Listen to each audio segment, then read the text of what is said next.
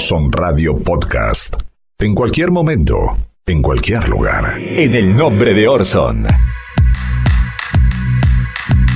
El fiscal Carlos Stornelli lleva casi 3 meses en rebeldía. Esto no debería ser un dato menor en el contexto político, en el contexto judicial actual en el país.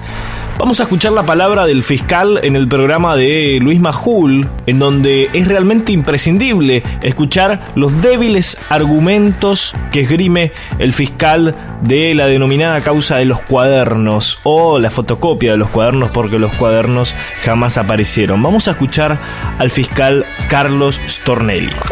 Doctor Stornelli, ¿por qué después de que lo citaron varias veces, que Ramos Padilla lo citó varias veces, supongo que para tomar la declaración usted se negó a ir?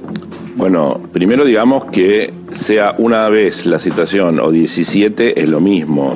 Sea una vez la citación o 17 es lo mismo. Creo que ustedes en este programa y en el programa anterior lo han explicado mucho mejor de lo que podría hacerlo yo. Creo que ustedes en este programa y en el programa anterior lo han explicado mucho mejor de lo que podría hacerlo yo.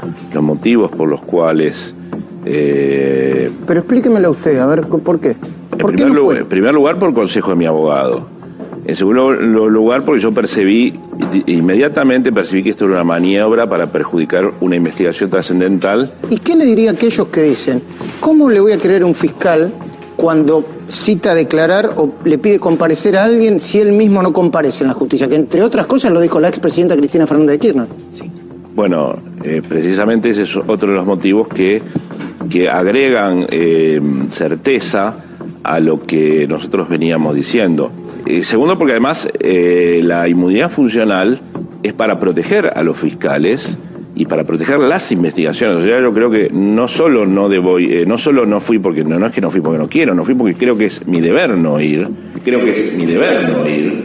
Los fueros no son privilegios personales. Los fueros están instituidos para que podamos nosotros defendernos frente a las investigaciones, para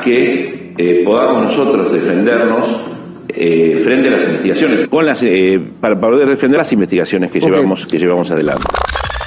Stornelli siempre fue realmente una personalidad muy cuestionada, a pesar de que los medios intentaron blindarlo en los últimos años, porque llevó a cabo adelante muchas causas que tienen que ver contra el kirchnerismo. Bueno, a pesar de eso ya se sabía de antemano la relación, por ejemplo, que mantenía el fiscal Stornelli con la barra brava de Boca, la relación de amistad personal que tenía con Rafa Diceo, incluso revelaba en un documental de la televisión española.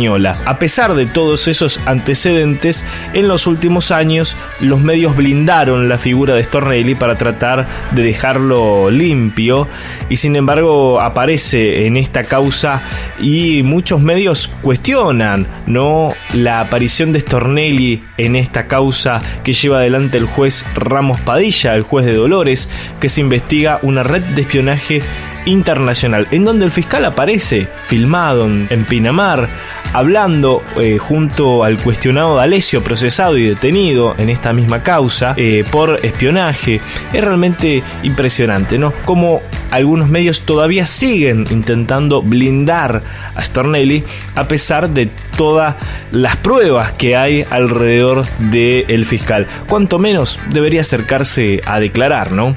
Y fíjense lo que dice: mi deber es no ir. Un fiscal está diciendo que su deber es no ir ante el pedido de un juez para que vaya a declarar. Es realmente insólito. Es insólito, ¿no? Un miembro de la justicia recomienda no acudir a la justicia en el caso que la justicia lo llame. Se entiende la contradicción, ¿no? Vamos a escuchar la palabra del juez Ramos Padilla, que contradice, por supuesto, fuertemente al fiscal Stornelli. Es muy claro al decir que el fiscal no es el eje de la investigación que lleva adelante en Dolores, y además aclara que no hay posibilidad de que esta causa interfiera con la causa llamada de los cuadernos o la fotocopia de los cuadernos. Vamos a escuchar a Ramos Padilla, que da una nota a Todo Noticias. Lo escuchamos. Y me gustaría aclarar en primer término de qué se trata esta investigación. Estamos investigando una asociación ilícita, una banda dedicada al espionaje ilegal que tenía actividades en todo el ámbito del país y también en el extranjero, que hacía espionaje político, judicial, empresarial y económico. Esta causa poco tiene que ver con la causa Cuadernos, como así tampoco tiene nada que ver con la causa de los monos. Lo que sí tiene que ver es con las actividades de espionaje que se pueden desarrollar en algunos casos a la sombra de esas investigaciones. Imagínense que estamos investigando temas como el espionaje político en Corrientes, donde el afectado fue nada más ni nada menos que el exgobernador Colombi. Estamos investigando las actividades de espionaje en Rosario, donde se pudieron haber hecho maniobras para afectar al gobernador socialista de Santa Fe, donde se le podía proveer armas. Estamos investigando maniobras de lavado de dinero de centenares de millones de dólares. Hay un caso puntual, sí, que es el que atrae la opinión pública en general, sí, que es el caso de un fiscal de Capital Federal, pero que sin lugar a dudas no es el eje de la investigación. Sí. Claro, justamente ese fiscal es el fiscal a cargo de la causa de los Cuadernos. Él y sectores como algunos diputados sostienen que esta causa justamente es para nulificar o para declarar nula aquella otra investigación que se sigue por hechos de corrupción en esa jurisdicción, en Capital Federal. A ver, nada más alejado que eso, sí. Puede ser que dentro de una causa, esta banda, sí, que estamos investigando, donde hay 15 imputados, donde tenemos un expediente de más de 30 cuerpos y más de 100 legajos de investigación, imagínense que estamos investigando 30 operaciones, actúe en algún caso a la sombra de algún expediente. También tenemos el caso de la aduana y a partir de eso puede llegar adelante una extorsión. Ahora, de ninguna manera yo soy el juez de los jueces, ni tengo capacidad para afectar aquellas investigaciones. Cada una de las personas que vino acá se presentó al juzgado, sí, se le recibió declaración. He hablado, no es la primera vez que hablo frente a la prensa, sí. De ninguna manera tengo, sí, del juzgado ni la gente que trabaja tiene nada que esconder. Sí sirve aclarar, sí, que esta investigación no afecta a aquellas. Lo que pasa es que estamos investigando una red de espionaje que se ha valido de todo, se ha valido absolutamente de todos. Y hay que ser, yo prefiero ser muy cuidadoso porque estamos analizando la situación del Poder Judicial, la situación de los periodistas, pero hay que tener muy en claro, porque esto se sale con mejor Poder Judicial, con más periodismo, entonces uno sabe que hay ciertas situaciones donde alguien puede verse engañado por estas bandas o algunas libertades y licencias que tienen los periodistas o a veces los abogados que también deben ser analizados. Ahí estaba el juez Padilla dando una nota a un canal que es crítico por demás de la causa que él mismo lleva adelante. Sin embargo, el juez Ramos Padilla no tiene reparos en dar una nota libremente con Todo Noticias, que lo critica diariamente. Sin embargo, Stornelli, al único lugar al que va es hablar con Majul. Fíjense esa gran diferencia. A la salida lo estaban esperando de C5N y no se acercó siquiera a saludar. Y fíjense, además trató de evadir cualquier posibilidad de nota. Recordemos hace algunos meses que lo encuentran en la calle a Stornelli en el momento en que ya estaban pidiendo que él vaya a declarar, y sin embargo lo único que hizo ante una cámara de C5N es taparse la cara. ¿Sí? Stornelli se tapó la cara ante una cámara de televisión. Esas son las diferencias, ¿no? Capaz que uno nota entre el fiscal Stornelli y Ramos Padilla. Fíjense, porque hay muchos medios que tratan de blindar de alguna manera al fiscal Stornelli, sin embargo blindan lo indefendible. A ver, lo esperable de estos medios es que digan: fiscal, vaya y declare, ¿no? Porque eso tendría que ver con la línea que vienen manteniendo en todas las causas. Si bien algunos periodistas lo hacen y lo dicen abiertamente, la gran mayoría no, y siguen blindando a Stornelli en esta rebeldía que tiene con la causa. Y además, Ramos Padilla ni siquiera pidió la detención de Stornelli. Lo único que se le pidió es que vaya a declarar, ¿sí? Es lo único que se le pide al fiscal Stornelli y todavía sigue en rebeldía. Y vamos a pasar a hablar acerca de otro tema. Pasamos, ¿no?, de esta connivencia que notamos entre el periodismo y el Poder Judicial, y vamos a pasar al periodismo y cómo está el periodismo a nivel nacional en la República Argentina. Hace pocos días se celebró el Día del Periodista. Celebró es una forma de decir, ¿no? Pero CIPREVA, que es la cámara que agrupa a los periodistas en la provincia de Buenos Aires, realizó un relevamiento más que interesante, ¿no? Que no tiene que ver solamente con la provincia de Buenos Aires y la ciudad de Buenos Aires, sino también tiene que ver con el país. CIPREVA nombra algunos datos durante la gestión de Mauricio Macri de que viven y que sufren los periodistas. Más de 3.100 puestos de trabajos perdidos en la ciudad de Buenos Aires y más de 4.500 en todo el país. Desde 2016 se perdieron por lo menos 3.127 puestos de trabajo registrados solamente en la ciudad de Buenos Aires. De esos, 990 ocurrieron durante el 2018 y 288 en lo que va del 2019. Este relevamiento es hasta el mes de mayo. La trágica cifra se eleva a más de 4.500 en todo el país e implica la pérdida de aproximadamente el 30% de los puestos de trabajo de los trabajadores y trabajadoras que están bajo convenio colectivo. Es realmente enorme la cifra y escandaliza realmente la situación de los periodistas en todo el país. En cuanto a lo salarial, se perdió un 41% de poder adquisitivo en las últimas 4 paritarias de prensa, tanto sea de la escrita como la oral. Hay que nombrar que el 2018 estuvo signado por el ataque a los medios públicos, con 357 despidos en la agencia Telam, ajuste en la televisión pública, en Radio Nacional, en Canal Encuentro, en Paca Paca, en Deport TV y el desguace prácticamente total de la TDA desde diciembre del 2017. El informe de CIPREVA cita también que cabe destacar en materia de pauta oficial que siguieron siendo muy beneficiados los diarios que ahora despiden gente, ¿no? Las empresas de prensa escrita, los medios más beneficiados son Clarín y La Nación. Solo en 2018 recibieron 89 millones de pesos Clarín y 51 millones de pesos La Nación respectivamente. Ambos realizaron este año despidos de una parte significativa de su planta. 65 despidos en Clarín y 70 despidos de trabajadores gráficos de la planta impresora del diario La Nación. El informe de CIPREVA también habla de la desigualdad de género. En los medios de prensa, las mujeres apenas ocupan un 34% de los puestos de trabajo.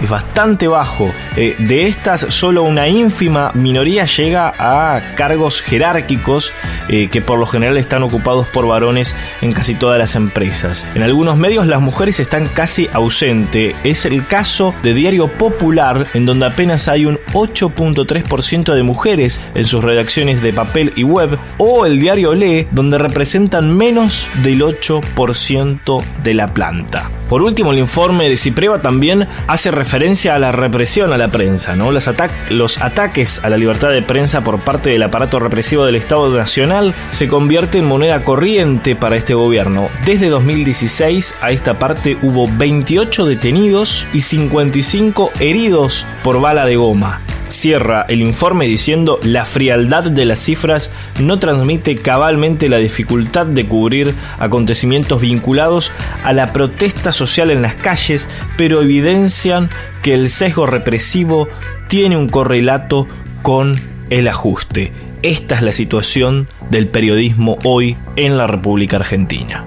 Esto es En el Nombre de Orson, desde FM Freeway 90.7 y retransmiten la radio pública de Ituzaingó 89.3, FM 91.7, Radio La Uni y la radio de la Universidad Nacional de General Sarmiento, las radios de la Red de Medios del Oeste y también La Voz de Cristina. Columbia Broadcasting System and its affiliated stations present Orson Welles and the Mercury Theater on the Air in The War of the Worlds by H.G. Wells. A partir de este momento, analizamos el discurso de los medios dominantes. Esto es En el Nombre de Orson. Una hora para saltar el cerco mediático. En el Nombre de Orson, con la conducción de Mariano González. En el Nombre de Orson. Sexta temporada. 6 años defendiendo tus intereses. En el Nombre de Orson. En el nombre de Orson. No nos temen por lo que decimos, nos temen por lo que guarda nuestro disco duro. Ahora analizamos el presente, revisando nuestro archivo.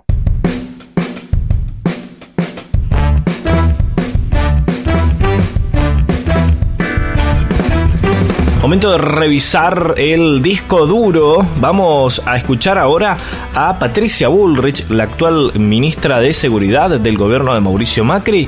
En este caso, en el año 2003, momento de debate en elecciones por la ciudad de Buenos Aires. De un lado estaba Patricia Bullrich, del otro lado estaba el señor Aníbal Ibarra y también Mauricio Macri. Vamos a escuchar el cruce que tenían en aquel entonces Patricia Bullrich y Mauricio Macri. Compromiso para el cambio. Mauricio Macri está sentado al lado de un señor, Juan Ferrari, integrante del gremio municipal, hombre de la campaña, procesado por el delito de administración fraudulenta. Frente a este señor Ferrari, Mauricio Macri dijo que quería un Estado transparente. Macri dice que quiere un Estado para la gente. Las concesiones de autopistas que tuvo la empresa de Macri tuvieron una ganancia del 102% después de impuestos. Y la realidad es que lo que nosotros necesitamos para recuperar nuestra Buenos Aires es poner todo el mundo a trabajar. Yo creo en el docente. Otra vez. Otra vez sí, a los ladrones. Otra vez. Yo le quiero decir a Macri que él dio un golpe bajo. Sacó una publicidad paga diciendo que porque había estado secuestrado sabía de seguridad. ¿A usted le parece? Entonces, todos los ciudadanos que han sido secuestrados saben de seguridad. Aquí se habla mucho de un Estado inteligente. Un Estado inteligente, Macri, le debe cobrar el canon a su empresa. Con los 260 millones de pesos que debe, levantamos 2 veces la cantidad de casas que se necesitan para la Villa 31. 2 veces. En 1990, el juguete en la Argentina se destruyó. ¿Y ustedes saben cuál fue el único sector de la economía que estuvo protegido? Las empresas automotrices. Fíjense. Otra vez, un régimen especial. Fueron los únicos que tenían un régimen especial. Durante toda la campaña nosotros escuchamos que Macri dijo que Ibarra era inútil. Ibarra dijo que Macri era corrupto. La verdad que los dos tienen razón. Qué interesante, ¿no? Uno busca los archivos y encuentra a Carrió acusando de corrupción a Macri de corrupto deliberadamente y también a Patricia Bullrich acusando de corrupto a Mauricio Macri. ¿Qué pasó en estos últimos años que tanto han cambiado la visión respecto al actual presidente de la nación, ¿no? En el nombre de Orson.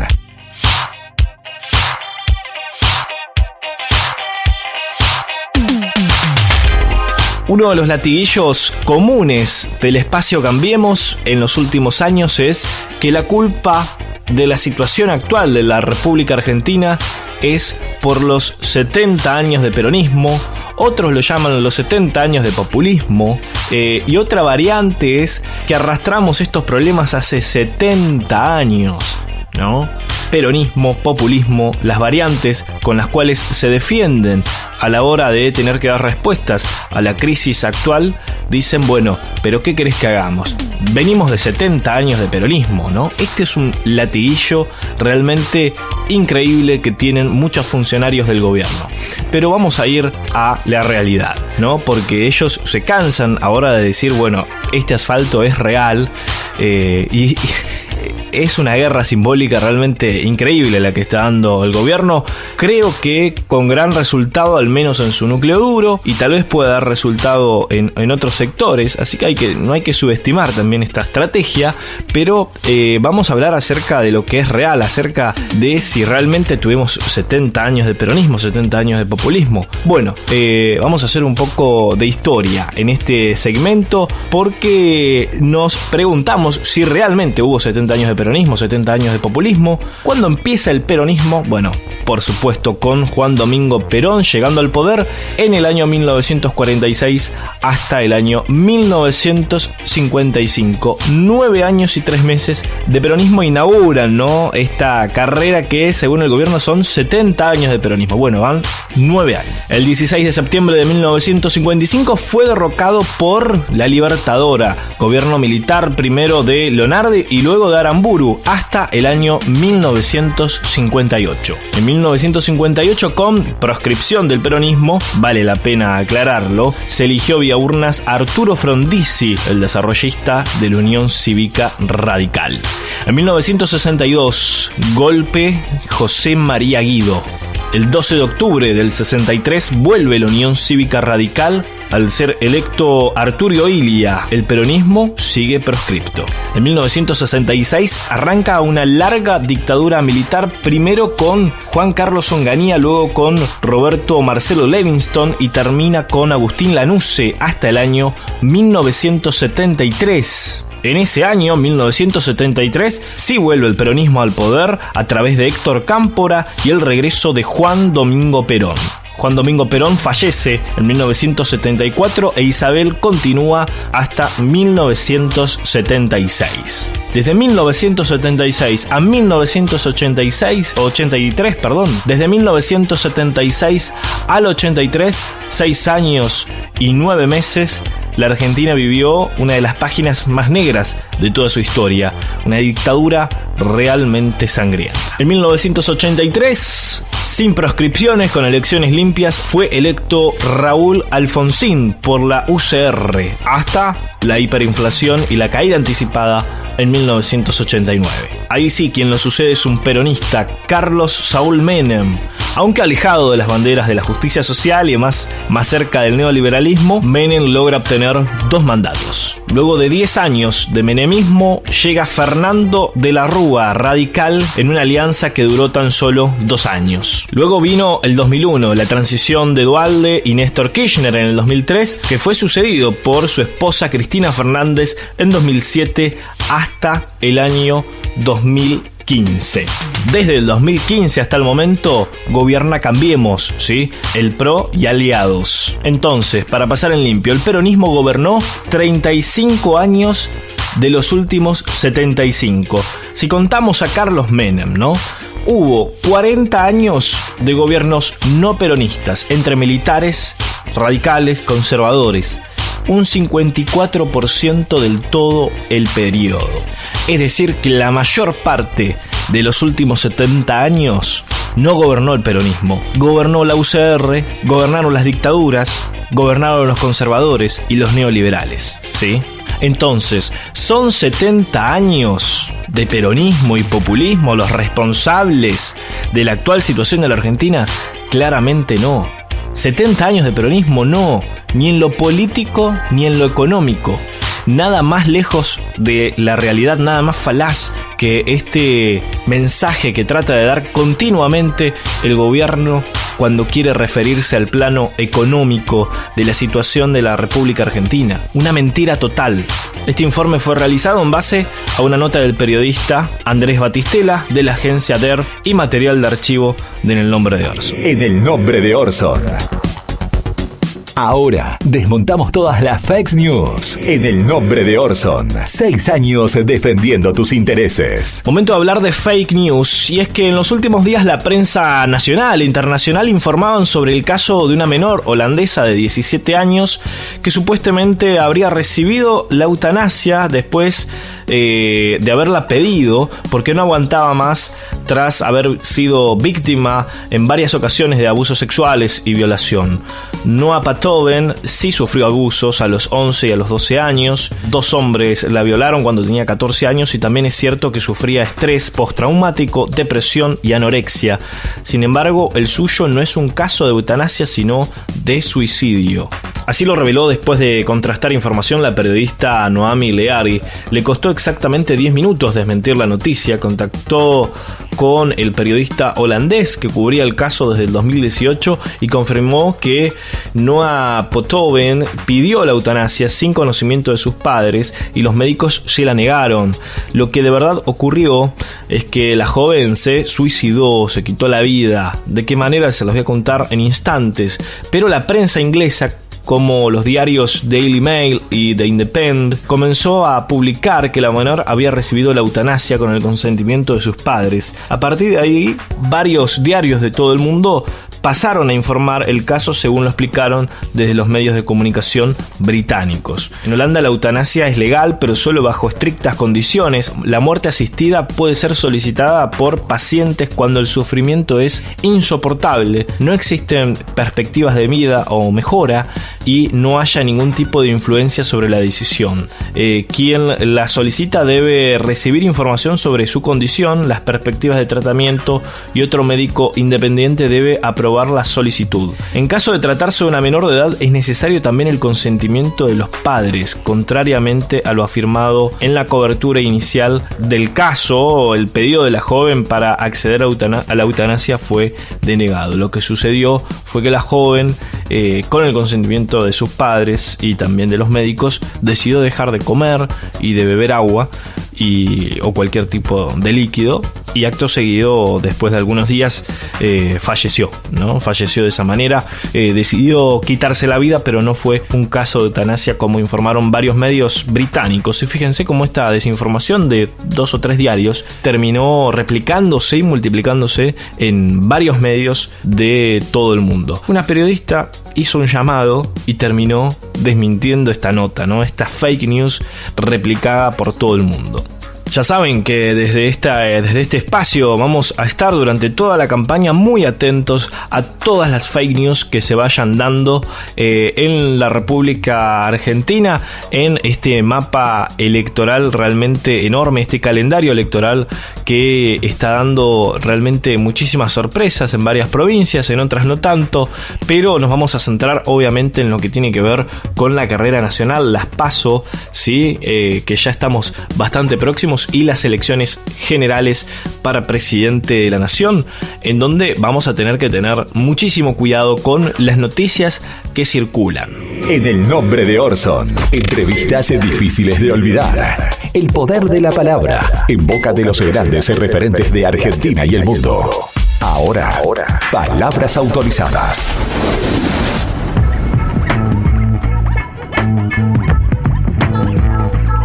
Momento de palabras autorizadas. Se sienta ahora, como ya lo hizo muchísimas veces, el expresidente de Uruguay, José Pepe Mujica, que va a hablar acerca del aborto, ¿no? Algo que ustedes saben, en Uruguay es legal, está legalizado hace ya algunos años y ha tenido realmente estadísticas muy positivas en cuanto a lo que se proponía, ¿no? El Estado, de reducir muertes de mujeres que iban a practicarse abortos clandestinos. Es una discusión que se está dando en la República Argentina.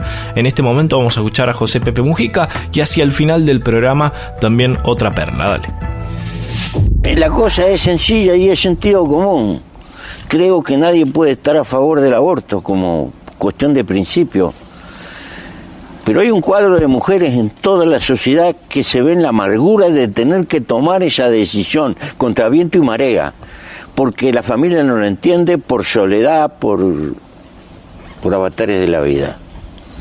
Y ese mundo vive en la clandestinidad y la explotan y se juega la vida. Y toma decisiones más allá de las discusiones de principio que puedan tener los políticos o los filósofos. Toma decisiones. Bueno, y ahí hay vidas que se pierden. Yo creo que reconocer la existencia de ese hecho, ponerlo arriba de la mesa legalizándolo, nos da la oportunidad de poder obrar persuasivamente sobre la decisión de esas mujeres. Y si hay una cuestión económica, una cuestión de soledad, una cuestión de angustia, los hechos demuestran de que muchas mujeres retroceden y se pueden salvar más vidas. Lo otro es dejarlas aisladas en el medio de su drama. Me parece que es hipócrita. Tenemos que hacernos cargo y tratar de salvar las vidas, la mayor cantidad de vidas posible. Bueno, no puedo discutir esto como cuestión de principio, lo discuto como una realidad. En el nombre de Orson.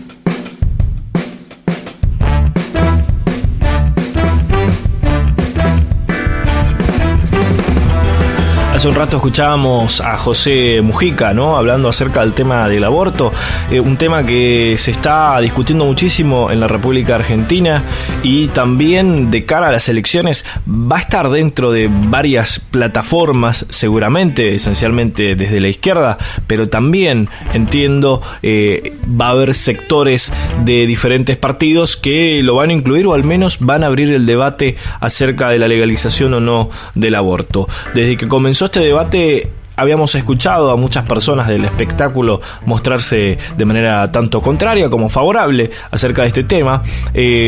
Carolina Ardoaín, Pampita, más conocida como Pampita, hizo pública su postura en los últimos días y realmente sorprendió a muchos acerca de las palabras que emitió en su programa Pampita Online. Vamos a escuchar qué es lo que decía la modelo y actriz acerca del tema del aborto, que a muchos les sorprendió, pero es más que interesante la reflexión que hace y tiene realmente un parecido notable con lo que escuchábamos antes, la postura de Pepe Mujica. La escuchamos.